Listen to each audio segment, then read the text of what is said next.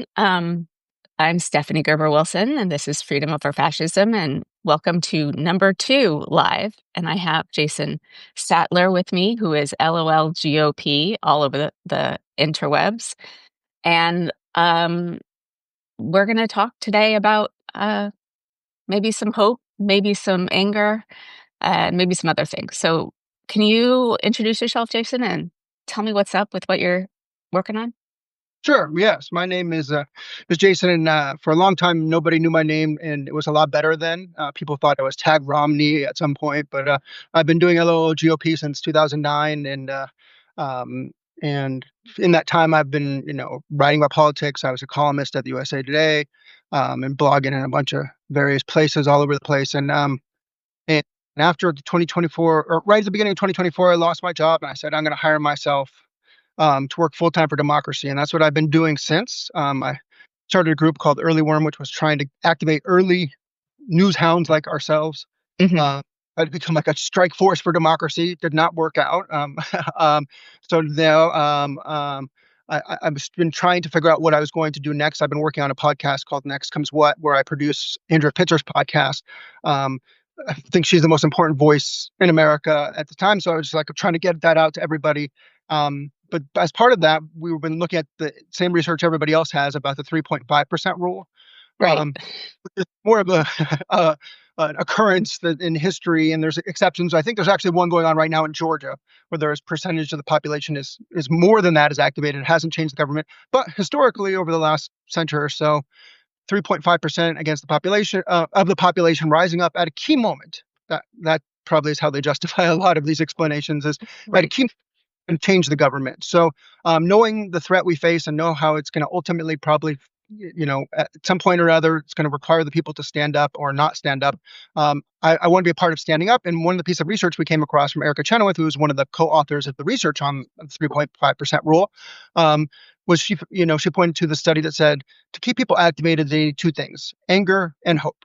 Not just anger, not just hope, but both at the same time, which are tricky things to kind of connect. And then I was kind of like, well, that's all I'm all. I mean, I wonder if everybody hears that and goes, "Well, that's what I want to do," or "That's what I do," and that's why I thought that's what I do. That's what I want to do, and that's why I started this new. And also, I want to do this full time. I want to work for democracy. I want to make myself unemployable in any other field, but because I'm so outspokenly anti-fascism that you wouldn't hire me because in this time period where people are being cowards, I just don't want to work with any cowards. I think there's a lot of non-cowards out there that I could work with.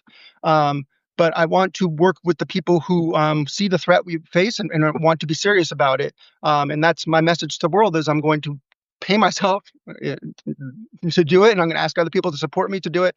And I've just kicked that off last week. Well, good luck with it. I think it's a great idea. And, I've been doing this podcast as a podcast for a little over 2 years. And what I've been saying for a long time is, hope is an action, right? It gives me hope to do this because otherwise I wouldn't be able to get out of bed. And then I find that it sways from hope to anger, and anger gets paralyzing.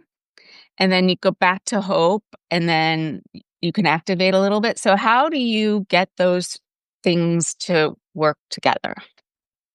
I think for me, it's about what I expose my brain to. If you remember that documentary, this was a revelation that I had last year. That documentary about the family that lost their dad to Fox News. I'm forgetting the exact title right now. I normally know it off the top of my head. But they found in the end, so this dad, he turned on Fox News, turned on his family, turned on his history of being a hippie and liberalism and everything, and became a ditto head first, and then got into Fox News. And in the end, they kind of book, they throw this in the end. The way that they changed his life is they went and subscribed him to new bits of information. And we Hmm. find if we're saturating, I find when I'm usually the most hopeless, I'm getting the worst information. That's my kind of either I'm getting information that doesn't take me seriously as a consumer, New York Times front page, or I'm getting news that's generally bad, and does require some processing where I then can turn to somebody who has more perspective that maybe if, there's always hope where you can understand. If you can understand what's going on there and you can make progress, if you can try to get rid of the absurdity in life and reduce the amount of absurdity, which is my quest in life is life has become increasingly absurd every single day since I think when that plane disappeared in 2014. I think that's the moment where I just kind of mark it, and everything kind of just turned into a Twilight Zone movie. It's just gotten more dystopian day after day. But I find that gives me a kind of spiritual challenge to um to make meaning out of dystopia, because people have lived through far worse, of course.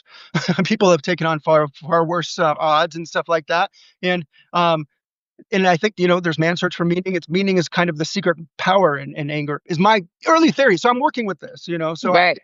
what you're finding as well. Oh, well, a couple things. One, I think that action actually precedes hope. I do believe that. Like if you take an action, even if you don't think it's going to do anything, the action itself gives you more capacity to believe that you can make things better, as opposed to waiting for hope to come to you. Yeah. Um, I also think there's a huge lack of imagination right now. 2 years when people are like, "Oh, is this the bottom?" No, we know what the bottom is. We've seen it before, and nobody wanted to even think about that. But now we're here, and there's a piece of me that is very frustrated because, I'm doing this work, which is supposed to help people find what they want to be doing and saying and giving them tools. And then there's a piece of me that's like, this isn't going to change without a war. So I have a really hard time, staying level headed. Either, if I read too much news, I was just on Blue Sky and I was like, oh my God, like the world's coming to an end. But then if I don't, then I feel like I'm out of it. And really the whole thing is about less about who's on Blue Sky and what they're saying, and more about like reaching people who aren't on Blue Sky, who aren't reading whatever corporate media or glued to their Substack or however they're finding their news, because they're more interested in, whatever it is, makeup tutorials, which I'm also a little bit addicted to right now. Honestly, I should be spending more time on that. And you know, where I'm digging more into is who can I find that's covering stuff that's not that I don't. I'm a little tired of, and I'm the worst of this. And I was kind of rose the vanguard of this in 2025. The dunks. It's all dunking, is dunking on this and dunking on that. The people. If you have a great insight into what is going on, that's always super valuable. And I feel like those kind of, we're talking about the hope cycle. We're talking about, so the action. Mhm, I'd say the good information and good inspiration kind of precedes action, which precedes hope. It's kind of like this continuum mhm, right. that's happening. So I try to find people who are more I'm trying to look for more expertise, better information, better writing. I find that the better stuff I seek out, the better I feel, and that's a little selfish in there. But I also find like there's so many actions that we can take, and we can be focused on the right thing. And with Blue Sky and with Substack and with everything, I mean, with all the problems with every one of these platforms, I want to look at this and I say, hey, I have access to these expert areas, and they're writing about it in real time. This stuff would take forever to get from anywhere. This work that's being done by individuals all throughout. I mean, being Mhm, connected to it really is an amazing world in that sense. And so I think that I find the lack of imagination thing. I get, it, it gets scary because you kind of, certain people have been raised in the tradition where you got to expect the worst to come all the time, and the worst is coming all the time. And is this the worst that's coming? Um, and I think we can, if they can be creative about it and they can imagine a world where they are making network states in the middle of Central California and they're kicking people out of their land, we can be creative about how this ends. I don't think this has to end in the way that they want it to end, or that they're going to force it to end. I mean, that's one of the things that gives me hope. I do think that there's enough brainpower, there's enough expertise, there's enough connectivity. As long as we still have these things, we have access. It's one of the little blessings of working with someone who wrote a history of global concentration camps. And I've had this in my mind of what this could look like since the day after the election. We started the podcast the day after, the week after the election. And if you read Andrea Pitzer did a podcast called "How to Survive This Mess" in or mid-November. All the things that happen, she was talking about then. So I've been, and your studies, you people, that have done studies about fascism, people who kind of were aware of this, it's not a surprising. It's kind of unsurprising and disappointing how unsurprising it is. I think for a lot of people, and how quick it's happened. I think the Elon Musk thing was, that was feat of imagination. And I hate to say this in the way that 9/11 was. It was an attack that no one was prepared for and had never thought to defend against. Um, and I think one of the reasons that the Tesla takedown was so enthralling when I first came along and to a lot of people is because it was the first kind of us launching back and being as creative as they were on the positive Right. end, productive end. And I think that the imagination is something that gives people hope. It's the number one. It's like the cheat code for hope. So I think that that's a huge thing. And a lot of the imagination is, it's a destructive imagination on the right with these science fiction fantasies of what they're going to do to the government now that they have control. Right. First, can I ask No, all of you I cool don't know if that. people? Oh, It does, and I'm gonna get to it in a second after I ask everybody to press the heart because that helps the algorithm, I think. Um, so imagination. Yeah, I don't think any of us imagined. Oh wow, cool. Thanks, guys. Um, the Elon Musk piece, and yeah, that's kind of on us. But on the other hand, I feel like elected Democrats don't have any imagination beyond, oh, let's make sure we can work together. Like right. they've had a lot of time to think about this. And there's a lot of us out here thinking about this. And why isn't, even I live in Massachusetts and, our governor Maura Healey says all the right things, but there's, people being kidnapped every day. And obviously they're focusing on the blue states to at first. But there's a piece of me that's like, well, why haven't you figured out how to use the National Guard? Why haven't you been, talking with, maybe you've been talking with other blue state governor, New England governors, but like, there seem not to be a plan, right? And our congressperson is Catherine Clark, the minority whip who has power in the Congress. And why is it like that they maybe can talk a good game, not great, and yet nothing? Really? I mean, we went through an entire 4 years before, and, they were doing a lot of things during the transition, so, like, what is it that is really holding people back from, 1, imagining how we could make this country what we've always wanted it to be Mhm. and never was, but also, in the reverse, what it the depths to which it can sink if Yeah, no one's fighting against it. yeah, yeah, And there's a lot of us fighting against it, but um, we're not united. So, especially on, say, Substack, say it's become um,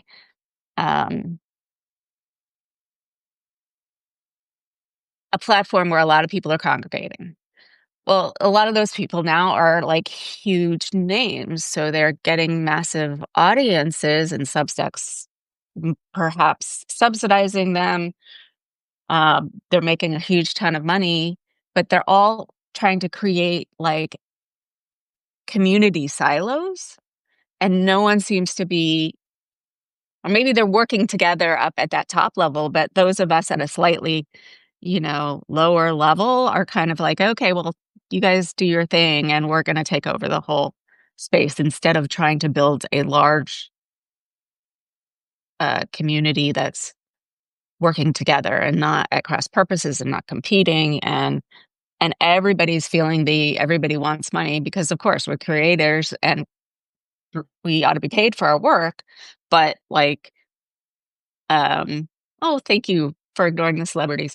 um but nobody can afford to pay for all the things that they want to be able to do. um yeah, that's why I asked Jason to be on this. So I want to start connecting the silos, connecting the Sure. people who are working on these things, because I want to share our audience. I don't want to compete with you for an audience. That's silly. Right, and that's no competition. Believe me, you would destroy me every time. And yeah, I mean, I, No. I find that yeah, yeah, that kind of stuff, that dynamic, and I think it ties into, I think it's similar things. I think it's incentives. So it's incentives, you have an incentive to build up a little cult of, personality on Substack. It makes a ton of sense to do that. And you have incentives, you have your governor in Massachusetts. I have my governor in Michigan, who I still, she gave us incredible things with our Right. trifecta. There's a lot of good, we have a lot of goodwill for Gretchen Whitmer, and is incredibly disappointed. But I'm imagining next week she's gonna be like, I accidentally did the YMCA at Mar-a-Lago. I didn't know I was at Mar-a-Lago. I thought it was Billie Jean. And so I mean, she's a little out of sorts, and I think that their incentive kind of dynamic going on with the centrist Democrats is they are talking to rich people, and when rich people hear, you know what, I have an idea that could bring all of us together to protect your interests.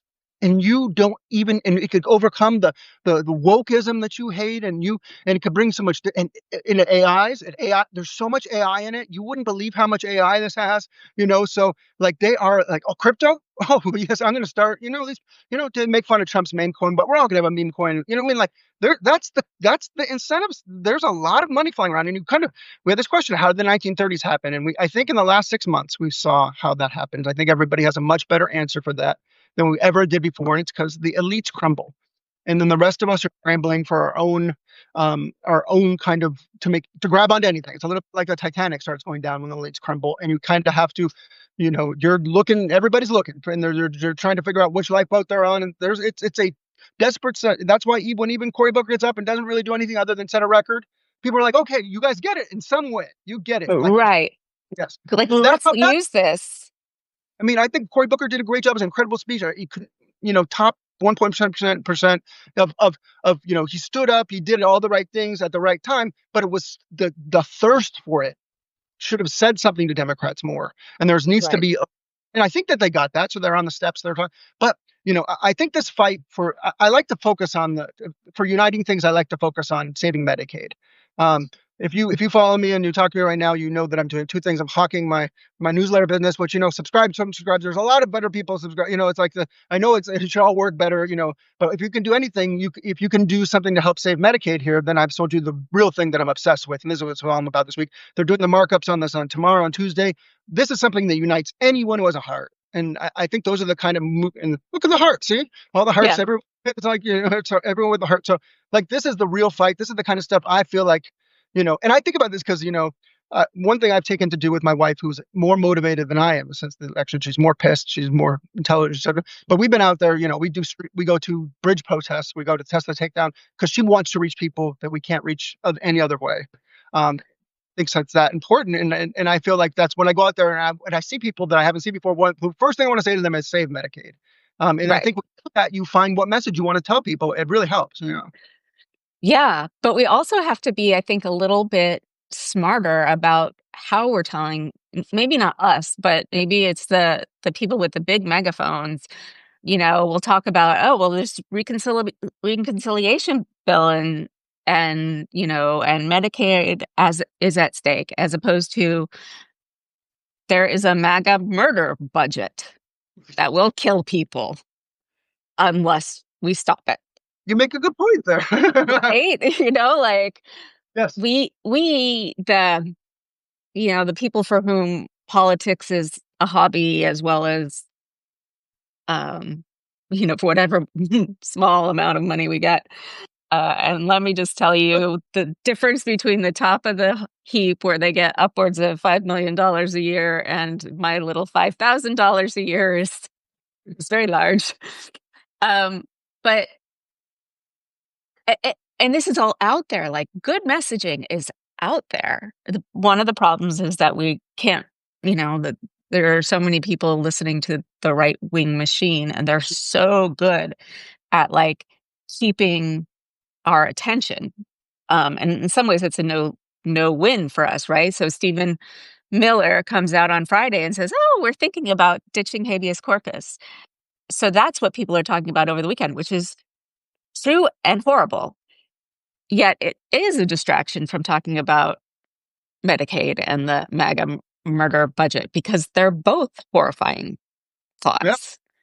Well, I have a MAGA murder budget. So like, if you're saying it's good, I think you have good sources of messaging, and I need to get behind that because I do think that's absolutely right. It's how do we break through the noise? How do we get people to talk about the right thing? I think I I think one of the things that the whole, I mean, there's so much that goes into this. I don't have a simple answer for this, but one thing it makes me think about is, we're obsessive on the left about hypocrisy, where we think it's like criticizing hypocrisy of like we feel like we're They throwing water. couldn't give a shit. And it's entertaining, it's crowd service. So we're sitting there all day long. I could say that, oh, you could wear a mask to this one, and that, good point. But it's not what the right understands is, if you want to understand how what works in politics, is you look at anything the right does, because Mhm. they never engage their critics. If they do, it's just to mock them and ridicule them. If they, they frame everything from the get-go. They make everything interconnected, and they're strategic in their initiatives. Um, And they're funded. and they're fun. They Yes, that comes. funded. Yes, yes, that's the point where it comes for and start going back to incentives. So if you have an incentive machine, people reward the incentive machine, and there's so much incentive on the right. The incentives on the left go up when when shit becomes a disaster, and we have to save ourselves from the Republicans every 8 years, which seems to be the cycle we've doomed ourselves. If we're lucky, we can still save ourselves. Right. Well, they break it, we save it. And somebody just wrote great language inspired by the great work of Anat Shankar-Osorio, and that is exactly where I got it. So shout out to Anat. I am a not. I don't know what we call ourselves. The I'm Anonites. a groupie. Yeah, yeah. No, she is someone who says it as is, and she's someone who, talks about how important it is to just say the word fascism, which I think, there's a lot of debate. So, there's a lot of great messaging, and a lot of, where it comes from, but where does it come from? It comes from a not, occasionally ends up in the mouth of a politician, or, MSNBC is very good reporting and insider information about the politics of the left in general, with some exceptional moments and some great interviews and stuff like that. But it's not what Fox News is. It's not a messaging machine. And I don't think, Maddow will venture into elevating good messages and good messengers at points, but not most of her show is even about that. Right. They do that. They're not paid. There's not incentive to do it. And Democrats won't sit there and watch rah-rah shit like that, to be honest, unless it were completely done. It has to be funny. It has to be somewhat cynical. It has to be, engaging and deep. And like that kind of stuff is not the same kind of thing that happens on the Five. Where, No, it's more a daily show than, how you can do that people, a half hour a week. You can't do that 24 hours a day, that the way that they live. It's right? kind of trauma bonding or anger bonding, so Yeah. And we're kind of obsessed with the truth. yeah, yeah, We right. like to tell the truth. We don't even like it if there's a little piece of that isn't true. And that really puts us at a disadvantage. I mean, I can't bring myself to like straight out lie, but it really is a disadvantage. And there's only a few people out there, and your co-state resident Pete Buttigieg right now is one of the most amazing thinkers and communicators. I hate when people just call him a communicator, because it's not it. I've been like a supporter of his since before his presidential run, but we could learn so much if we just actually focused on what he does. Like, how does Yeah, he make a connection with people he has no connection to, right? Maybe it's White Lotus, maybe it's having a toddler, maybe it's whatever, but like finds a way to make a connection. And I feel like I'm just shouting into the wind. And the more I can talk, I mean, one of the Knott's major lessons is you gotta talk to the choir to get the choir to sing, because if your message isn't heard, yeah. by Right. Yeah. definition, What they say back to you most of the time is, "Oh, you're wearing a mask for this, but you're not wearing." But I think yes, it's he. So interesting point about all this is, Anat, Pete Buttigieg, and I'll throw AOC in there, another amazing yes, communicator. Um, absolutely. whatever you think about politics, whenever this is the Democratic instinct, but I disagree on this specific issue with that person and that person, and that's the left wing, instinct to kind of, to make the truth known and the nuance known. But let's just say that those, amazing communicators, the best in class, all influenced heavily by George Lakoff, who should have had much bigger Right. impact. Absolutely. You know, George Lakoff is out here still writing and living. He is I mean, I call him the Lou Reed of politics, because almost everybody who worked with him went and started a band, and everyone who listened Right. to that, he about his books. It's so influential, and basically all he's saying. And if you read his books, he was his most clear-headed. He's about messaging, but he's the most clear-headed on where where Republican parties are headed. In 2008, when they're on Mhm. the heels with the Iraq War, he's saying they will take out democracy if they can. And they listen to him for a while. Like, it's bad enough that every once in a while they start to listen to the idea that framing really, really matters. But that's not the kind of thing that appeals to these rich people in the room. They're not going, you should read George Lakoff's, Don't Think of an Elephant. And, we can frame these messages. We can actually convince people of things. We don't have to poll to decide where we're going to talk and what we're going to say. We can actually make things popular by believing in the right things and showing empathy, like those kind of things.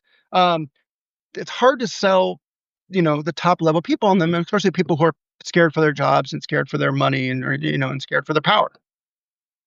Yeah, but I mean, there's the scared for their jobs, which I completely get. And then there's the rich people who are funding things. And um so I pay a lot of attention to higher ed. And shameless plug, I do leadership training for higher ed professionals. So come find me if that's something that you are. But I'm watching what's going on at Harvard, what's going on at Columbia, right? And the letter that more than 600 college presidents signed saying we're not doing this shit, right? My college president from my alma mater did not sign it. I went to Claremont McKenna College. All the rest of the Claremont colleges signed. And I wrote, I was like, what are you doing? And I got, he handed me off to somebody else, and I got like this runaround, and was talking to my, college friends. Were like, well, look at their donors. And, some of their people believe in this stuff. And I'm like, oh my God, that makes me feel so horrible. U of M probably maybe I'm in Ann Arbor, so U of M is like, it's our local Mount Olympus, and Mhm. the story with our colleges, with where my wife went and her family went, and I didn't get in. I would be able to get to U of M, but he was part of the letter. He was going along, and then all this offer from University of Florida, which you and everybody knows is the hothouse, where they are testing all the worst ideas, and it's where Christopher Rufo isn't directly involved. It's DeSantis's project. It's basically Project 2025 if it were a college campus. Um, Right. and he got hired to go there, and took his name off the letter, and just everybody, it's just and he has completely, you know, proven that it's not just big money. It's not just people who are high floors. It's also, there's a lot of people who got the chance to tell us what they believe, and either it's in their own ability to kind of step on necks and heads and stuff like that, or it's just they actually believe in this stuff. So it's a really revealing moment, what's going on right now. I think that letter is actually incredibly important. I didn't know Claremont's president hadn't signed that, and that's Well, the other four colleges have. yeah, but And, but, yeah, Claremont McKenna has always been not more conservative, but more sort of balanced, but also, you know, gets more gifts than a lot of small liberal arts colleges, and because it has more people who've made more money and blah blah blah.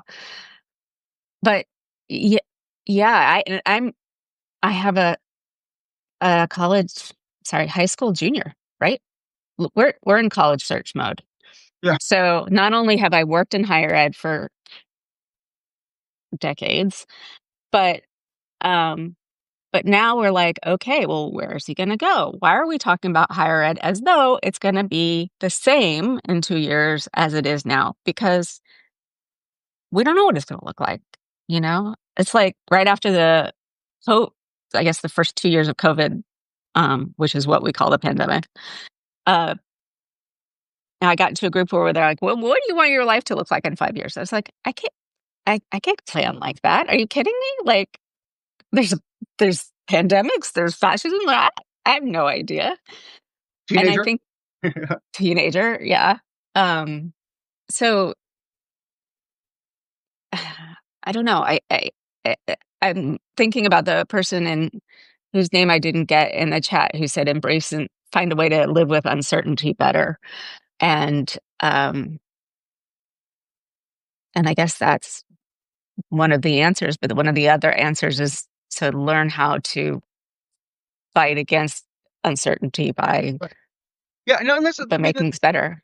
Yeah, the good and the bad of this kind of like this I'm torn about Substack. I think it's wonderful that like it's the place where there's the best readers and it's the best connections, the best tools, the best writers. There's there's problems with every platform, so I'm not going to use their platform to call their specific problems out any more than there's problems with using fossil fuels and everything like that. But there's also this backer culture that didn't exist. This is new in the last 4 or 5 years. It's maybe the Hmm. only thing to come out. Existed Patreons and patrons and stuff like that, but this turning into a kind of a blogger, which what Substack specifically has done. Um, newer thing, way tougher to make your on your own as a journalist. Right as it's journalism has fallen apart, and to be working at a major publication right now, you have to have a special set of skills, and said somewhat derogatory in terms of you're a systems person, you're a hierarchy person, you're maybe not the kind of person who's the best to report on fascism in the moment. So we have all these incentives rewarding all the wrong things, but this backer culture and these people who like us, who care and follow other people and are invested in this. This is different and this is powerful if we can find ways to then take that energy in and send it back out and somehow Right. radiate and find more people that way. I think that is one thing that gives me, if we're pulling back the things that give me hope, and because that's my kind of my shtick. That's where I would go. I think you're right, and I think it's going to be a matter of, I I'm supposed to actually give a presentation on how to build your audience with Substack next week. I'm part of the democracy group. It's several podcasts, um, and there's a conference, and I'm just sort of writing it and going, everything's changing this week. Like the algorithm's changing, people are joining, like everything's changing this week. I don't know how much I can say that's actually going to be accurate, but um, again, I think it comes back to you've got the people who have. Okay, Heather Cox Richardson is in a class by herself, bar none, right? Yeah, Bar none. But then there's, the other people who are coming on, the Jim Acostas or even the Gen Z, right, Aaron Parnas, or they have hundreds of thousands of followers. So how do they get their hundreds of thousands of followers, which may or may not overlap with our, however many, I have 5,700 right. followers, I think, um, with yours, like, how do we bring that together? Um, and I think some people are pulling the threads together, but not quite enough. Maybe I'm just super impatient. I am super impatient. Sure. Maybe I'm too impatient. Yeah. Um, but uh, yeah, so let's go back to anger and hope. And Yes, I I mean, also, I think I've been Substack for 10,000 years, and I have a few thousand followers, which I'm grateful for. But I think it's only because of things I've done elsewhere. So it's not anything I figured out on that platform. well, I think the thing that got me the most followers is when I had conversations with Scott Dworkin Well, and Andrew Watkins, and that just like like that's the cross pollination that I think really works. Um, but it can't just be our little folks like us doing it. I know. Writers have to be hucksters and beggars to be able to make a living. And Yeah, as a patron of y'all, I really hate it. Yeah, we hate it too. yeah. Well, I mean, I think that the people who have figured this out, I think that there's a kind of, you know, I have a different view of magic since J.K. Rowling has kind of reviewed herself to be. Whereas, like, I think it's all inherently evil. Like the people who figure stuff out, they know something that I'm never going to know, and I'm never going to figure it out. So all I'm going to try to do is do the best stuff that I could do related to the things that matter, the thing that matters the most, because um, I don't have the skill where, I mean, maybe at times where I have, where I don't know how anybody figures this out of like how to make this heard. I know that there's only, what you're talking about is it's all volume. So if you're louder, you always seem smarter because there's more people who agree with you, and there's more people hearing you. So yeah, I think that strategy of reaching up and people kind of pulling up more. I think that's the podcast way, and I'm sure that'll start happening more on Substack. Right? But I don't. Yes, I'm not a native, so I can't speak to it. What is a native, really? Yeah. Like, um, so back to anger and hope. How do you connect the two? Well, I think that. is this the only purpose? So we're talking about making meaning, making meaning of anything.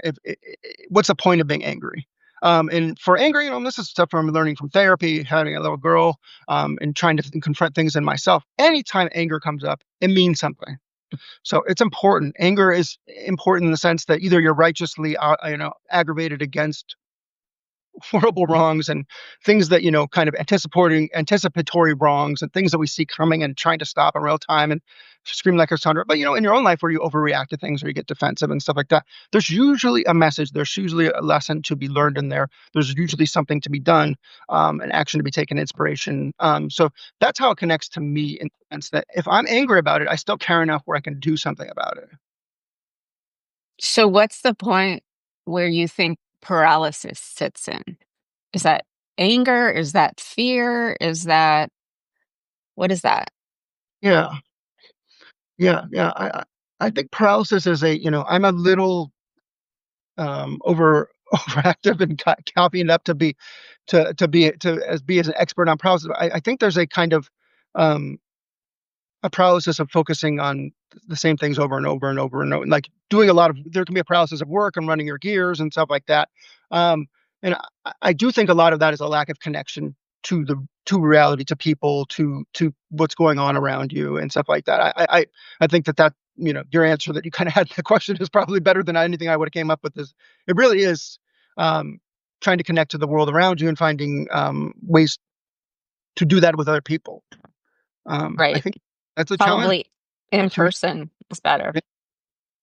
Yeah, you use the hope as a discipline. Where it's like Miriam Kabba said something similar to, but this other thing is that your community is anti-fascism. Any kind of community, any finding ways to be together. So I'm trying to find that, in ways. I am a natural loner. I'm sure most of you watching this, I think, are natural introverts and natural loners. If you're an introvert and you know it, don't do anything. Or So, introverts unite, but yeah, separately and on our own time. right, right. It was like. So I think that finding ways to be less introverted in helpful ways is great. And that's one of the things to speak to a little bit. One cheat code is having a kid, because it forces you to be in the world. Because you're like, I'm teaching you to be in the world. If I'm not in the world, then am I really teaching you anything? Yeah. Yeah, So that's that's true. But my friends are still the friends from when my 17-year-old was in kindergarten and with the kids that were in his class. And I as you feel get older, that opportunity shrinks more unless you're an extrovert. So, yeah, uh, and if there's a pandemic in the middle, then you're fucked. make some But notes. No pen. yeah, no No check. pandemic and keep up with the school friends, parents. But Fascism pretty quickly, so we all can go back to being introverts again. Let's make that the goal. Let's do that. yeah, let's do that fast, Yeah. and then we can. y- No, I remember during the pandemic, I was on Zooms all the time, and people I would know would be like, "You're just sitting at home hiding." I'm like, "I'm talking to people all day," like there. Some great things came out of it, right? Me sitting in Lexington, Massachusetts, was talking to people from all over the country as I right. am now. So, It's the backstory of the Jetsons, and we never got quite. So where did they get these TV phones from? And it turned out there was this pandemic in 2020, and then we just decided, right. yeah, Yeah, exactly. Yeah, I hadn't thought about Jetsons in a long time. But so is there any, it's been a little bit rambly, but I think the best conversations are. Is there anything you want to feel like we didn't talk about that we should have? Um, let's see. That's the. I hope that everybody is caught up on this issue of the data suck that's going on, and this idea of um the untold story, mostly of with so much terrible things, so many things happening. 1,400 kids getting HIV a day because Elon Musk killed PEPFAR. Bill Gates called him out personally for that. Took a long time. Speaking of the elites being slow to kind of step up, a lot of terrible things happening. But this what's happening to our data and what they want to do with our government. It's, you talk about things that are antithetical to what the founders wanted, few things that they were right about. we're very right about, freedom of religion, habeas corpus, due process, the Fourth Amendment, the rights to our papers to be secure. Our digital papers are being weaponized against us. They want to use this with not just AI. I will add the word that I use when I have to talk about AI or any product that Elon Musk is making at this point in history is sloppy AI. And it's worse than just it. If it worked, it would be bad enough. But it's like the absurd, it's like Kafka AI, where it works just enough to be taken seriously and then fucks up all the time in egregious ways that make no sense, that can't be fact checked. Um, the idea of combining these amount of big data that has been coalesced in our government. One thing conservatives over the last 20, 30 years were right about is our government is too big, too knows too much about us for all these reasons. There was safeguards built into the systems, and we see the last 6 months have been kind of a tour of the things that we did right that have been torn apart. Because Hmm. everything we did right, they are tearing apart right now. Um, all of that stuff that was protecting our data, it's gone. And they're doing things. This is where their creativity is going into. They're imagining ways this can be used against us, and then it's going to be like Google search, where it's just at first it seems impressive and overwhelming, and then just gets worse every day. And you're just like, what am I drowning in? And why does my life look like this? And this stuff starts to happen very slowly. So it's not something we can make a ton of, I focus on Medicaid and saving Medicaid in the MAGA murder budget, because that's one thing we have the most. If I were going to say to people, what is the thing we're going to have the most effect on in our society? But there are a lot of things that we as early adopters, people who pay attention to the news, need to Hmm. do a lot of informing to our friends about. And one of the things that doesn't get enough sense is the way that our data is being weaponized against us. First, under the false premise of that immigration is so terrible, there's an emergency that we need to be targeting people. So justifying everything, all these horrors in there, and then building this pantacapon, or whatever the word is to describe this, the this big brother, prison eye on us. Right. I find it very so it's being weaponized and it's going to be used to monetize also, which is horrifying. Um, it feels like slipping into a surveillance state. The thing that kind of is puts me in awe is when you look back at George Orwell in 1984 and Margaret Atwood with Handmaid's Tale and probably innumerable other authors and creators, they got it really freaking close to right. And in how many decades ago? I find that really horrifying, you know? Like maybe it was something that we should have all paid more attention to, but in a country of 350 million, how can you? I don't know. So I think focusing Medicaid, Social Security, which Yep. SNAP is also, I don't know. I talk about Medicaid a lot because there's just more people affected, but SNAP food stamps is what, also, you know, there's talk today that this bill may fall apart because what they have directly done, and then Republicans are never this battered. One thing Paul Ryan used to be good at was legislation. They put together the tax cuts for the rich and the cuts for the poorest in the same bill. Seems to be almost falling apart right now. That was the big beautiful bill. That's probably the key words you've been hearing Trump talk about. That he was trying to do that because he doesn't understand how this people vote and what gets people to what he understands a lot more than he did the first term. I don't like to diminish him or kind of mock down, because enough people are doing that and whatever. If you think he's a big dolt and he's done all this and he got to the verge of fascism, then and then what does that say about me? Because well, I think it's people like Stephen Miller and yeah. um, Kash Patel and all those horrible people who are now in charge. I mean, I don't know what his cognitive state is, frankly, and I probably doesn't matter. But since he became a birther. And I think that like he has been in the same kind of headspace and getting away with every bad thing he can for 11, 12 years. He's older, he's aging like all of us. And I mean, we get a debate about how bad he is, but one thing he's terrible at, and I think everyone agree on, is designing legislation and getting people to vote for things. He has no legislative. That's why he does all these executive work. He just doesn't care how it works. It's one reason, that they like him, is because then he's easy to push things on, for the donors and stuff like that, because he doesn't give a shit about this process. He's like, give me one big signing ceremony, then I can do another big bill in January. that's all he thinks about, you know. So Right. so that's all kind of falling apart. But the dynamics will be the same. It's tax cuts for the richest to murder the poor. I think that's the place we can stop some of that. We still can't. And I want to stress that we can still stop some of that. There's a lot we can't stop. We have to depend on the courts. That depends on culture and society, how much we push back, and a lot of elements. But the one thing that people have the most direct is built to reflect our opinion, still somewhat, is these bills that are working their way through Congress. Right.